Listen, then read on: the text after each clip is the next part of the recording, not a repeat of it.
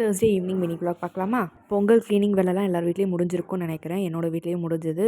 லாஸ்ட்டாக ஊருக்கு போகிறதுக்கு முன்னாடி இந்த கேஸ் ஸ்டவ் மேலே மட்டும் க்ளீன் பண்ணால் போதும் அப்படின்னால அதை மட்டும் பெண்டிங்கில் வச்சுருந்தேன். ஸோ நேற்று வந்து அந்த வேலையை முடிச்சாச்சு.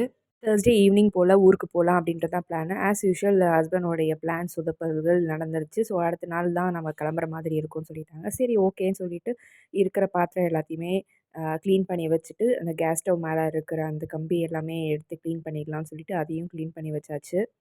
நான் எப்பவுமே ஃப்ரீக்வென்ட்டா க்ளீன் பண்ணுறதுனால, எனக்கு வந்து அதிகமான ஒரு ஸ்ட்ரெயின்லாம் இருக்காது. சும்மா லைட்டா எப்பயுமே ஸ்க்ரப் பண்ணி போட்டு க்ளீன் பண்ணாலே போயிடும்.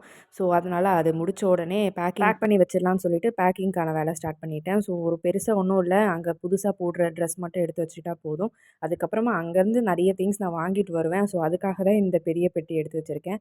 ட்ரெஸ்ஸுன்னு பார்த்தீங்கன்னா ஒண்ணும் இல்ல. ஜஸ்ட் நான் அன்னைக்கு புது ட்ரெஸ் எதா போடணும், அத மட்டும் எடுத்து வச்சுட்டு முடிச்சாச்சு.